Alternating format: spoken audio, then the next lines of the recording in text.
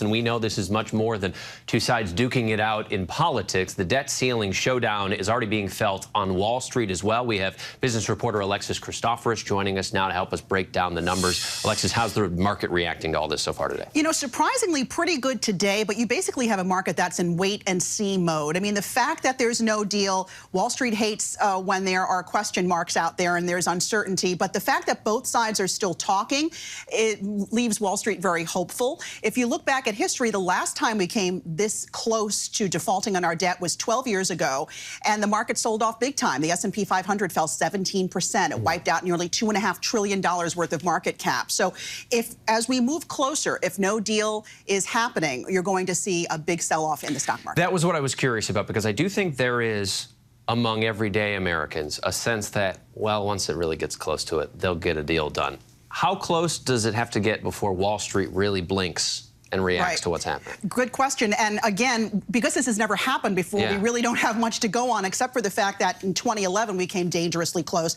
In the 11th hour, we were just hours away from a default. There was a deal. And so that's when the market did plunge. Is there any kind of backup plan if this worst case scenario doesn't get a deal done? I don't think there's a hard and fast plan B, and any sort of backup plan, if we want to call it that, comes with lots of risks. So progressives have urged Biden to invoke the 14th Amendment, which says that default in essence is unconstitutional. Basically, this would allow him to use executive order to bypass Congress and raise the debt limit on his own. We don't know if that's really valid in this case. It would have to go through the courts. That would take time. Time is something we do not have right now. The Democrats are also saying they may try to force the issue to a vote on the floor of the House, but because they're in the minority, they would need 5 Republicans to come over to their side, which seems pretty impossible right now. So Wall Street is hoping the negotiating will continue and that something can happen before we go over that cliff. And they're saying that they are productive.